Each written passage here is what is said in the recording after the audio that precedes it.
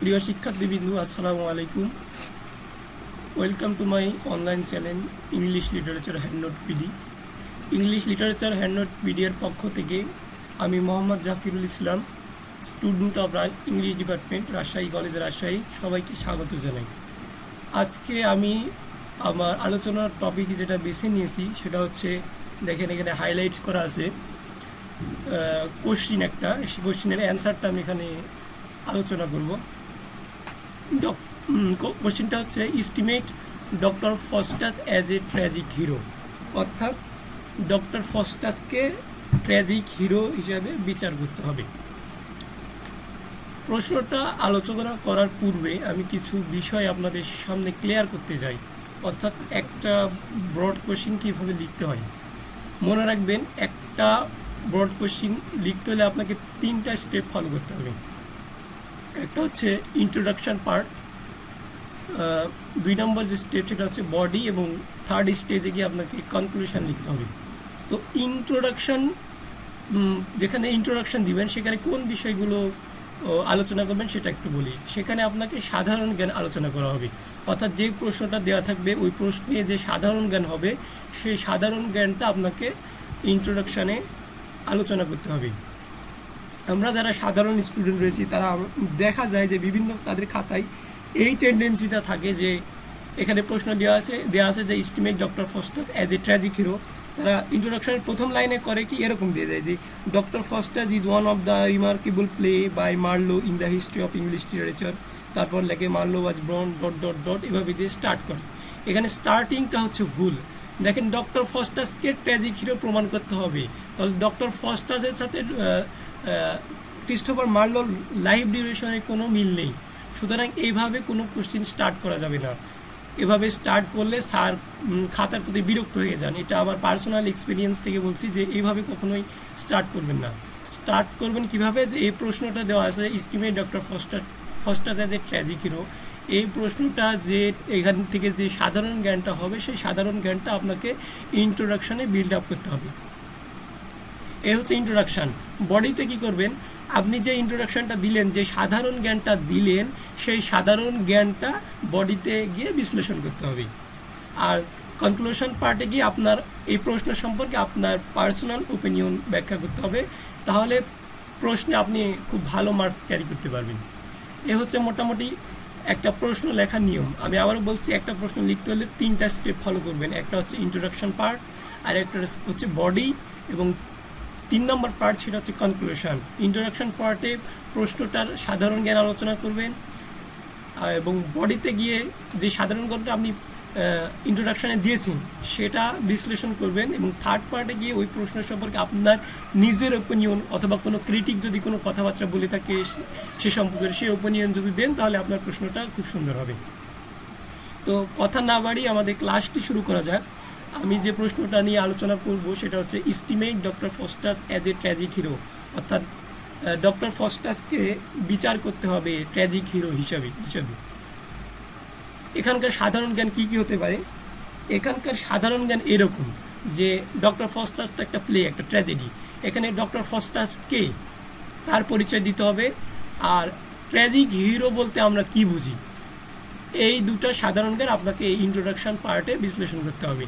তো দেখা যাক ইন্ট্রোডাকশন পার্টে আমরা ডক্টর ফস্টাস এবং ট্র্যাজিক হিরো সম্পর্কে কি বিশ্লেষণ দিয়েছি সেটা একটু দেখা যাক।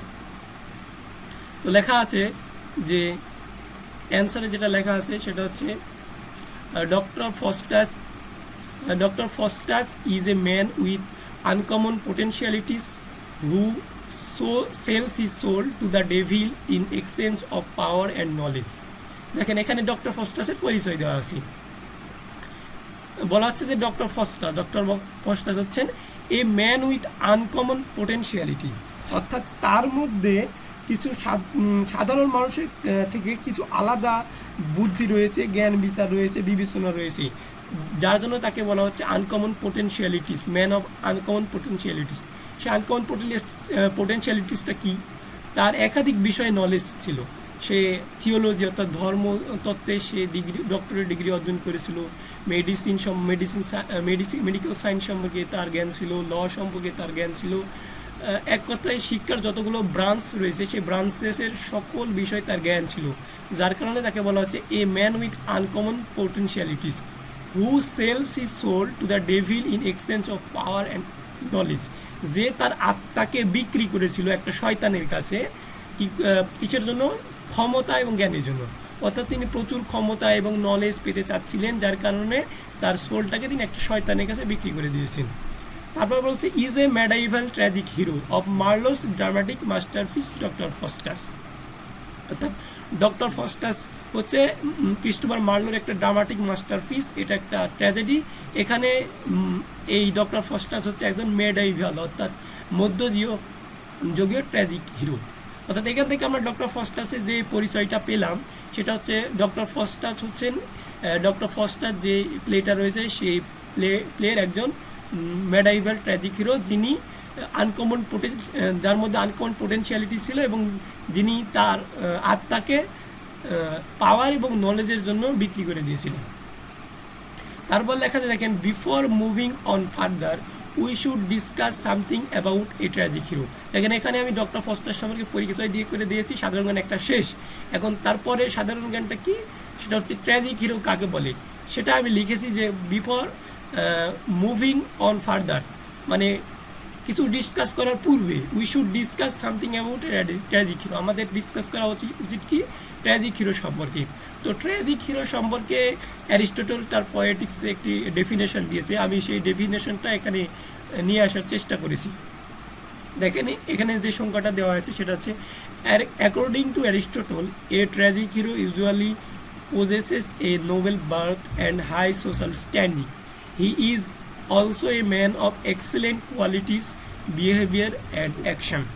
অর্থাৎ এখানে অ্যারিস্টটল যে সংজ্ঞাটা দিয়েছেন এই সংজ্ঞাটার মাধ্যমে আমরা ট্র্যাজিক হিরোর কিছু বৈশিষ্ট্য পাই। এক নম্বর হচ্ছে possesses a noble birth and social high standing, অর্থাৎ যে ট্র্যাজিক হিরো হবে তার একটা নোবেল বার্থ থাকবে, অর্থাৎ সে হয়তো কোনো রাজা হবে অথবা কোনো জেনারেল হবে অথবা কোনো রাজার ছেলে মেয়ে হবে, প্রিন্সেস হবে, এরকম হবে। অ্যান্ড হাই সোশ্যাল স্ট্যান্ডিং, এবং সমাজের উচ্চ ক্ষমতায় আসীন থাকবেন, এরকম ব্যক্তি ট্র্যাজিক হিরো হবেন। He is also a man of excellent qualities, behaviour and action.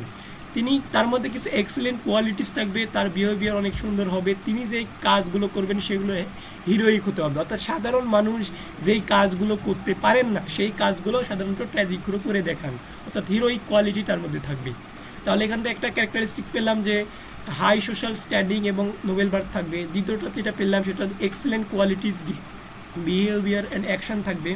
তারপরে যেটা বলা হচ্ছে a tragic hero generally commits a mistake knowingly or unknowingly when makes him fall down from high position and suffer a lot of account of it and ultimately dies. এখানে যে আরও দুটা ক্যারেক্টারিস্টিক্সের কথা বলা হয়েছে ডক্টর ট্র্যাজিক হিরোর, সেটা হচ্ছে a tragic hero commits a mistake knowingly or unknowingly, অর্থাৎ যে ট্র্যাজিক হিরো থাকবে সে ইচ্ছাকৃত হোক বা অনিচ্ছাকৃতভাবে হোক সে একটা মিস্টেক করবে, সে একটা ভুল করবে। Which makes him fall down from his high position, যার কারণে তার সমাজে যে সোশ্যাল স্ট্যান্ডিং ছিল সেটা নষ্ট হয়ে যাবে। এটা হচ্ছে একটা ক্যারেক্টারিস্টিক। আরেকটা ক্যারেক্টারিস্টিক কি suffer a lot of account, মানে খুব সাফারিংয়ের মধ্যে দিয়ে তার জীবন যাবে। ইট অ্যান্ড আলটিমেটলি ডাইস, এবং নাটকের শেষে দেখা যাবে সে মারা যাচ্ছে। তাহলে এখানে পেলাম হচ্ছে মোটামুটি তিনটা ক্যারেক্টারিস্টিক্স, এখানে পেলাম দুইটা ক্যারেক্টারিস্টিক্স। একটা হচ্ছে noble birth and high social standing একটা, আরেকটা হচ্ছে excellent qualities, behaviour and action দুটা। 3 নম্বরটা হচ্ছে commits a mistake unknowingly or knowingly, এটা একটা। 4টা হলো, আরেকটা হচ্ছে makes fall down from high position and suffer a lot account of its and ultimately dies, অর্থাৎ নাটকের শেষে সে সাফারিংয়ের মধ্যে দিয়ে তার জীবন শেষ হয়ে যাবে, সে ড্যামনেশনে চলে যাবে। এটা হচ্ছে ট্র্যাজিক হিরোর বৈশিষ্ট্য। তো আপনি যখন একটা ট্র্যাজিক হিরোকে প্রমাণ করতে যাবেন যে ডক্টর ফস্টাস ট্র্যাজিক হিরো, তাহলে আপনাকে ট্র্যাজিক হিরোর যে ক্যারেক্টারিস্টিকগুলো রয়েছে সেই ক্যারেক্টারিস্টিকগুলো একটা একটা করে এক্সাম্পল দিয়ে ডক্টর ফস্টাসের সাথে মিলাতে হবে। মিলালে আমরা অ্যান্সারটা পেয়ে যাবো, অর্থাৎ ডক্টর ফস্টাসকে ট্র্যাজিক হিরো হিসেবে প্রমাণ করতে পারব। তো যেটা লেখা আছে সেটা হচ্ছে to prove doctor Faustus as a tragic hero some intellectual reasons are painted below. Doctor ফস্টাসকে ট্র্যাজিক হিরো প্রমাণ করার জন্য যে কিছু ইন্টেলেকচুয়াল রিজনস আমি নিচে আলোচনা করব। আর এই রিজনগুলো, এই বৈশিষ্ট্যগুলো, যে একটু আগে যে বৈশিষ্ট্যগুলো আমি আলোচনা করলাম সেই বৈশিষ্ট্যগুলো আমি নিচে আলোচনা করব। আচ্ছা, প্রথম যে বৈশিষ্ট্যটা দেওয়া আছে সেটা হচ্ছে হাই পজিশন অর স্ট্যাটাস, অর্থাৎ যেটা আমি একটু আগে আলোচনা করলাম যে নোবেল ব্রাদ হতে হবে অথবা সোশ্যাল স্ট্যান্ডিং হতে হবে একটা ট্র্যাজিক হিরো হতে হলে। তো এখানে আমরা দেখব যে ডক্টর ফস্টাস এর হাই পজিশন অর স্ট্যাটাস ছিল কি না। According to Aristotle, a tragic hero should noble by birth. Aristotle বলছেন যে ট্র্যাজিক হিরো অবশ্যই একজন মানে এমন লোক হবেন যিনি রাজা হবেন কিংবা জেনারেল হবেন, অনেক উচ্চ পদের একজন মানুষ হবে। A tragic hero must have a high position or status. একটা ট্র্যাজিক হিরোর অবশ্যই হাই পজিশন এবং স্ট্যাটাস থাকবে। Doctor Faustus is not of high rank. Faustus is of an ordinary German parents base of stroke. অর্থাৎ এখানে যেটা বলা হয়েছে, ডক্টর ফস্টাস কিন্তু সেই পর্যায়ের মানুষ নয় যে তার হাই র্যাঙ্ক ছিল অথবা তার বাবা মা অনেক ধনী পরিবারে ছিল, এরকম না। কিন্তু Faustus is an ordinary German parents base of stroke, অর্থাৎ তিনি যেখানে জন্মগ্রহণ করেছিলেন তার বাবা মা একজন খুব নিম্ন পর্যায়ের ব্যবসায়ী ছিলেন। তো যার কারণে আমরা দেখতে পাচ্ছি যে প্রাথমিক পর্যায়ে কিন্তু ডক্টর ফস্টাস হাই র্যাঙ্ক এর মানুষ ছিলেন না বা নোবেল বার্থ ছিলেন না। But though he has no royal birth, but he holds a high position in the society because of his intellectuality in the field of knowledge. অর্থাৎ এখানে যেটা বলা হয়েছে সেটা হচ্ছে, যদিও তার রয়্যাল বার্থ ছিল না কিন্তু সে কিন্তু ধর্মতত্ত্বে, থিওলজিতে ডক্টরেট ডিগ্রি করেছিল। আবার তার আদার যে ব্রাঞ্চগুলো রয়েছে যেমন নিক্রোমেন্সি, তারপর হচ্ছে মেডিকেল সায়েন্স, ল, এইসব বিষয়ে তার হিউজ নলেজ ছিল, যার কারণে সে সমাজে একটা সোশ্যাল স্ট্যান্ডিং ধরে রেখেছিল। যার কারণে বলা হচ্ছে যে ডক্টর ফস্টাস যে হাই পজিশন স্ট্যাটাস যে ক্যারেক্টারিস্টিক, সেই ক্যারেক্টারিস্টিক্সটা ডক্টর ফস্টাসের মধ্যে পাওয়া যায়। হি হ্যাজ এভরিথিং, তার কাছে সব কিছু ছিল। He is a good scholar, সে অনেক ভালো একজন রাইটার ছিল। He obtain doctorate degree in the field of theology, তিনি ডক্টরেট ডিগ্রি কমপ্লিট করেছিলেন in the field of theology, অর্থাৎ ধর্মতত্ত্ব বিষয়ে। He is a master of logic and medical science, তিনি লজিক এবং মেডিকেল সায়েন্সের কী ছিলেন, মাস্টার ছিলেন, অনেক নলেজ ছিল। So he has no noble birth, he has a high social status, যদিও তার নোবেল বার্থ ছিল না কিন্তু তার কী ছিল, হাই সোশ্যাল স্ট্যাটাস ছিল। দ্যাটস ওয়াই, এই কারণে doctor Faustus is regarded as a tragic hero, যার কারণে আমরা বলতে পারছি যে ডক্টর ফস্টাস হচ্ছে একজন tragic hero. According to Marlowe about doctor Faustus, এখানে মার্লো ডক্টর ফস্টাস সম্পর্কে কী বলেছেন সেই কোটেশনটা আমি এখানে উল্লেখ করেছি। এক কথায় আমরা বলতে পারি যে এই পয়েন্টটাতে বলতে পারি যে হাই পজিশনাল স্ট্যাটাস, তার হাই পজিশন ছিল না, অর্থাৎ তার পিতামাতা নোবেল, সে বর্ন বাই নোবেল বার্থ ছিলেন না, কিন্তু তার সমাজে একটা স্ট্যাটাস ছিল, একটা সম্মান ছিল, মর্যাদা ছিল, যার কারণে বলতে পারি যে হাই স্ট্যাটাস, এই ক্যারেক্টারিস্টিক্সটা ডক্টর ফস্টাসের মধ্যে রয়েছে। তারপর সেকেন্ড যে ক্যারেক্টারিস্টিক পাবো সেটা হচ্ছে হ্যামার্শিয়া, অর্থাৎ যখন আপনারা ট্র্যাজেডি পড়তে যাবেন তখন এমন মানে এই পর্যন্ত যতগুলো ট্র্যাজেডি আপনার ফার্স্ট ইয়ার থেকে থার্ড ইয়ার পর্যন্ত পড়েছেন, এমন কোনো ট্র্যাজেডি নেই যে ট্র্যাজেডিতে হ্যামার্শিয়া নেই। তো হ্যামার্শিয়াটা কি, এটা একটু আমরা দেখি। অ্যাকর্ডিং টু অ্যারিস্টটল, অর্থাৎ হ্যামার্শিয়ার সঙ্গে অ্যারিস্টটল দিয়েছেন। অ্যারিস্টটল কি বলছেন, tragic hero must have tragic in his character which brings about his damnation and disaster. অর্থাৎ ট্র্যাজিক ফ্ল মানে কি, ট্র্যাজিক ফ্ল মানে হচ্ছে হিরো, এখানের যে ট্র্যাজিক হিরো থাকবে তিনি একটা ভুল করবেন, যেই ভুলের কারণে তার ড্যামনেশন হবে এবং তার লাইফটা সাফারিংয়ের মধ্যে চলে যাবে এবং সে মারা যাবে, এটাই হচ্ছে হ্যামার্শিয়া।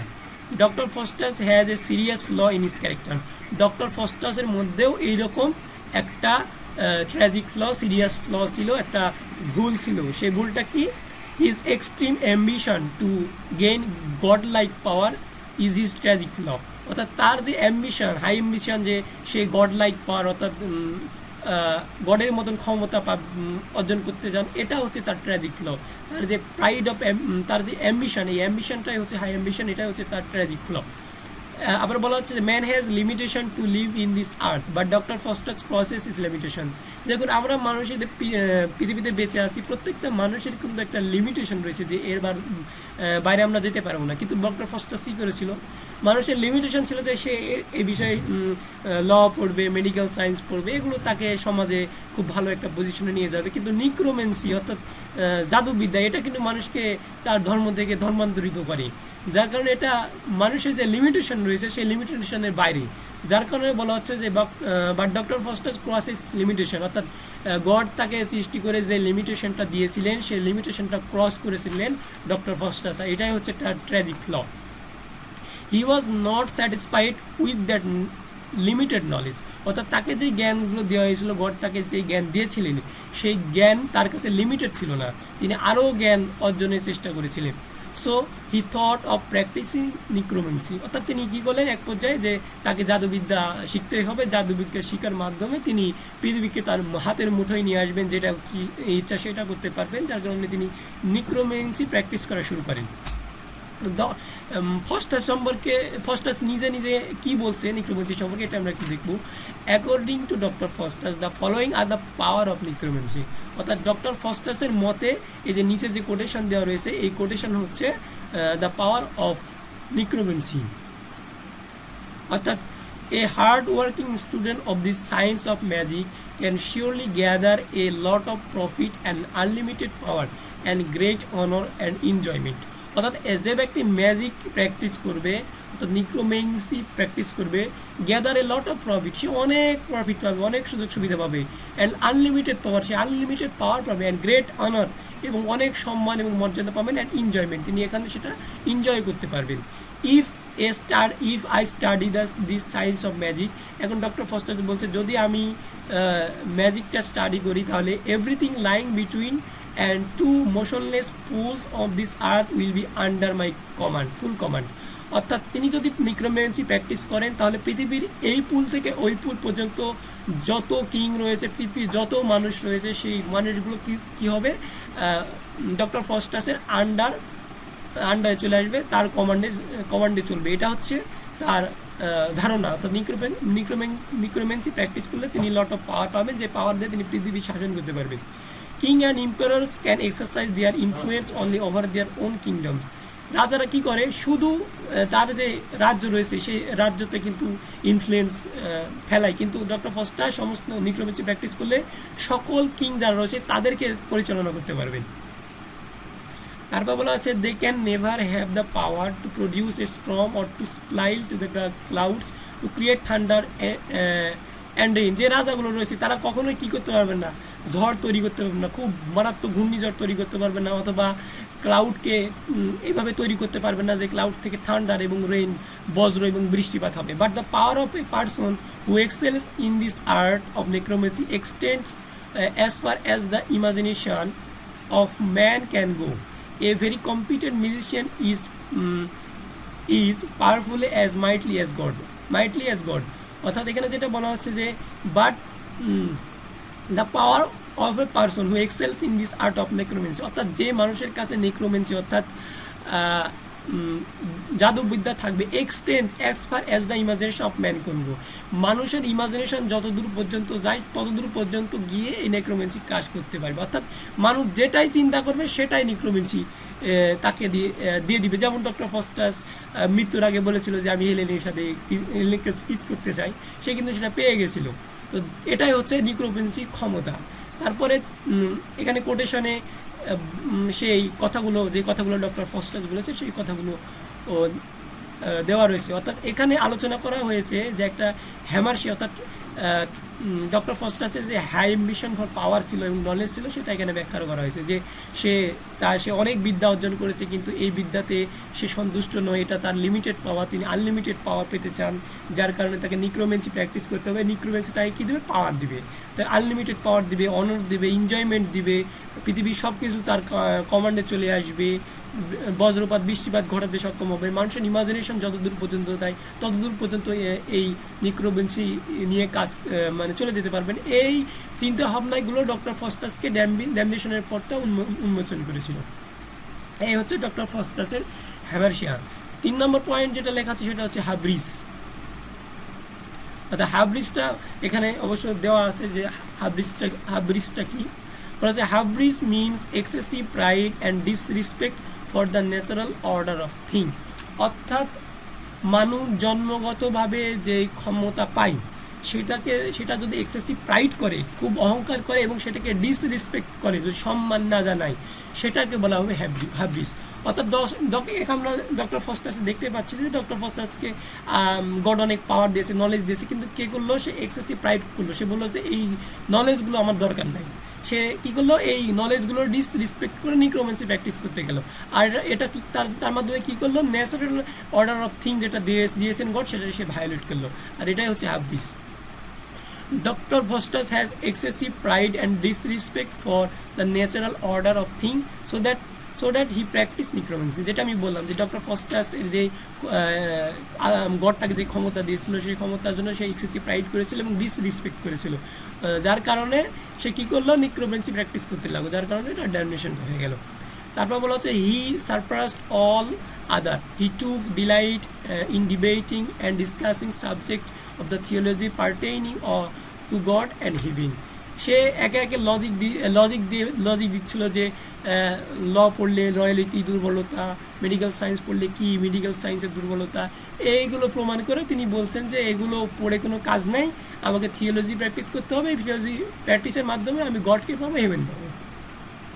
And due to this he became exceedingly proud of his learning and was puffed up with vanity and arrogance, so much so that he seemed as well like Icarus, who flew too high with wings made of wax and melted away due to the heat of the sun, bringing him down into the sea.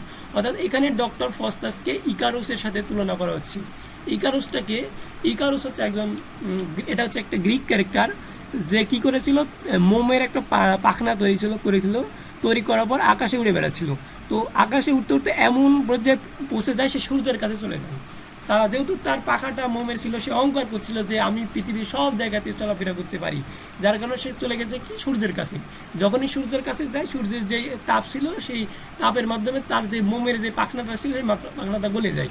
গলে যাওয়ার কারণে কি হয়, সমুদ্রের পড়ে মারা যায়। তো ডক্টর ফস্টাসের মধ্যেও এরকম ঘটনাই ঘটেছিল যে তার এক্সেডিং মানে খুবই ক্ষমতার প্রাইড ছিল, যার কারণে সে নিক্রোমেন্সি প্র্যাকটিস করতে গেল এবং তার জীবনকে বিক্রি করে দিল একটা শয়তান। নাটকের শেষে তাকে টেনে হিসড়ে নরকে নিয়ে গেল, জাহান্নামে নিয়ে গেল। এই হচ্ছে হাব্রিস। 4 নম্বর পয়েন্ট যেটা, সেটা হচ্ছে নেমেসিসটা কি সেটা একটু দেখি।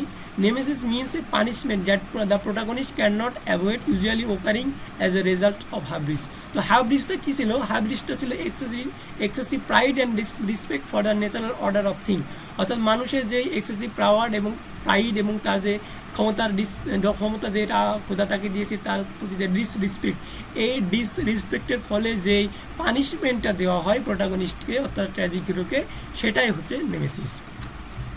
তারপর বলা হচ্ছে যে doctor Faustus has great for power. Doctor ফস্টাসের কী ছিল, পাওয়ারের প্রতি, ক্ষমতার প্রতি লোভ ছিল। He wanted to gain deity and sold his soul to Lucifer in exchange for a volunteers life for 24 hours for years. অর্থাৎ ডক্টর ফস্টাস কী করেছিল, সে চাচ্ছিল ডিটি লাইক, অর্থাৎ গড লাইক পাওয়ার, যার কারণে তার সোলটাকে কী করেছিল, লুসিফারের কাছে বিক্রি করে দিয়েছিল 24 বছরের জন্য। তো লুসিফারকে বলেছিল যে আমাকে 24 বছর পর আমি আমার আত্মাকে আপনার কাছে সঁপে দেবো, কিন্তু আমাকে কী দিতে হবে, এই গড লাইক পাওয়ার দিতে হবে। After completing this bond as a punishment, Mephistophilis threw his soul into hell. যখন 24 বছর পূর্ণ হয়ে যায়, ডক্টর ফস্টাস তার এনজয়মেন্ট শেষ হয়ে যায়, তখন মেফিস্টোফেলিস কী করে, তাকে ট্রেনে হিসের নরকে হেলে নিয়ে চলে যায়। এটা হচ্ছে তার পানিশমেন্ট, আর এটাকেই বলা হচ্ছে নেমেসিস। এখানে সেই কোটেশনটা দেওয়া হয়েছে যেখানে মেফিস্টোফেলিস তাকে টেনে হিসে নিয়ে গিয়েছিল। আচ্ছা, 5 নম্বর যে ক্যারেক্টারিস্টিক্স, সেটা হচ্ছে কনফ্লিক্ট। অর্থাৎ প্রতিটি ট্র্যাজিক হিরোর মধ্যে কনফ্লিক্ট দ্বন্দ্ব থাকবেই। আপনি সেটা হোক ডক্টর ফস্টার, সেটা হোক ম্যাকবেথ, সেটা হোক হ্যামলেট, এরকম ধরনের যত ধরনের ট্র্যাজেডি রয়েছে, প্রত্যেকটা ট্র্যাজেডির মধ্যে প্রত্যেকটা ট্র্যাজিক হিরোর মধ্যে কনফ্লিক্ট থাকে। তো ডক্টর ফস্টাসের মধ্যে কোন ধরনের কনফ্লিক্ট ছিল সেটা আমরা একটু দেখব। লেখা আছে conflict is another side of a tragic hero, Faustus experiences inner conflict. অর্থাৎ ডক্টর ফস্টাসের মধ্যে যে কনফ্লিক্টটা ছিল সেটা হচ্ছে মনের মধ্যে conflict, inner conflict. His choice of necromancy is made after inner conflict.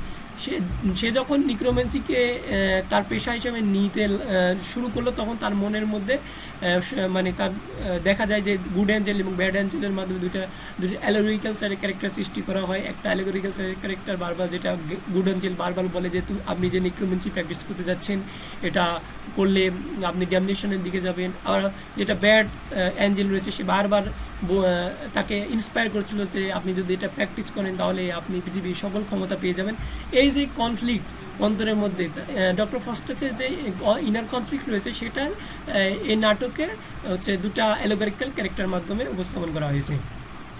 তো এই বর্ণনাটা এখানে দেওয়া আছে, the appearance of the good angel and the evil angel is the personification of his inner conflict. যেটা আমি বললাম, the appearance, the good angel এবং evil অ্যাঞ্জেলের যে অ্যাপিয়ারেন্স, সেটাই হচ্ছে এই ডক্টর ফস্টাসের inner conflict.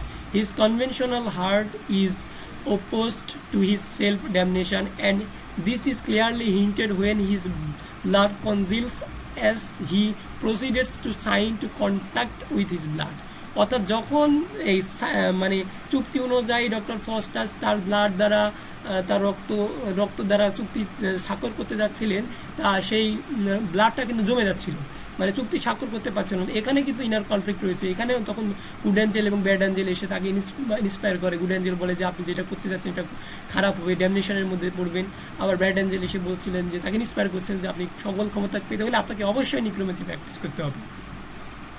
But he ignores the warning and completes the score. সে কী করেছিল, গুড অ্যাঞ্জেলে যে তাকে যেই কথাগুলো বলেছিল তাকে এটা ইগনোর করে এবং তার যেই চুক্তিটা ছিল সেই চুক্তিটা সম্পূর্ণ করে।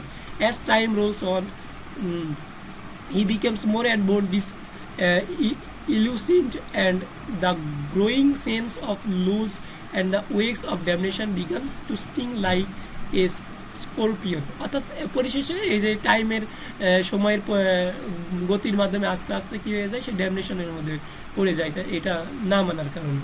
এখানে সেই গুড অ্যাঞ্জেল এবং ব্যাড অ্যাঞ্জেলের যে ইনার কনফ্লিক্ট একদম শেষে রয়েছে, সেই কোটেশনটা এখানে ইউজ করা রয়েছে।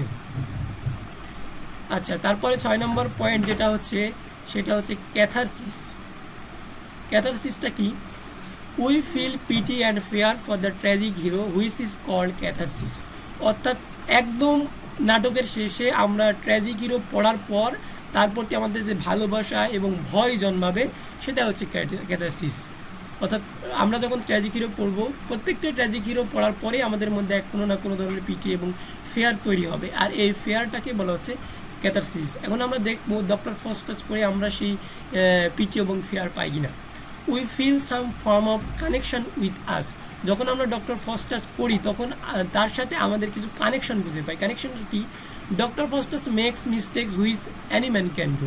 অর্থাৎ ডক্টর ফস্টাস যে ভুলটা করেছে, অর্থাৎ তার excessive pride of knowledge and power, তার যে জ্ঞান এবং হচ্ছে পাওয়ারের প্রতি যে এক্সেসিভ প্রাইড ছিল, সেটা প্রত্যেকটা মানুষের মধ্যেই থাকতে পারে। এটা যে ডক্টর ফস্টাসের মধ্যে থাকবে তা না, এটা হচ্ছে সহজাত জিনিস, এটা প্রত্যেকটা মানুষের মধ্যেই থাকবে। তাই বলা হচ্ছে doctor Faustus makes mistakes which any man can do. অর্থাৎ ডক্টর ফস্টাস যে নেক্রোমেন্সি প্র্যাকটিস করেছিল, এটা যে কোনো মানুষ করতে পারে। He wants to get more knowledge which is also another part of human condition. প্রত্যেকটা মানুষের মধ্যেই কিন্তু এরকম টেন্ডেন্সি রয়েছে যে সে যে নলেজটা পাচ্ছে, সেই নলেজটা সে আরও উন্নতি করুক, আরও জানুক, আরও বুঝুক, এটা কিন্তু প্রত্যেকটা মানুষ চাই। ডক্টর ফস্টাসও কিন্তু সেটা চেয়েছিল। We sympathize with him at the end of the play when it is time for farewell to his soul. অর্থাৎ যখন একদম at the end of the প্লেতে আমরা তার জন্য সিম্প্যাথি ফিল করি, যখন তার বিদায় অনুষ্ঠান সংগঠিত হচ্ছিল, যখন তার আত্মাকে, সোলটাকে টেনে হিসড়ে হচ্ছে নরকে নিয়ে যাওয়া হচ্ছিল। Although he has done he has done human being. Foster's repentance can be by the following lines. অর্থাৎ ডক্টর ফস্টাসের যে রিপেন্ট করেছিল সেটা নিজের কোটেশনের মাধ্যমে ব্যাখ্যা করা হয়েছে এখানে। তো আমি এই ক্যাথারসিসটা আরেকটু ক্লিয়ার করে দিতে চাই। এই যে ক্যাথারসিস হচ্ছে এরকম যে ট্র্যাজিক হিরোর জীবনের মধ্যে যে ঘটনাগুলো আমরা যখন পড়ি, একটু আগে বলে নিই, আমরা যখন ডক্টর ফস্টাস পড়ি অনেকেই বলে যে ডক্টর ফস্টাস এবং পড়ার মাধ্যমে আমরা কোনো ধরনের পিটি এবং দয়া মায়া কোনো ধরনের ভয় সৃষ্টি করা হয় না। এটা ভুল। এটা ভুল কেন?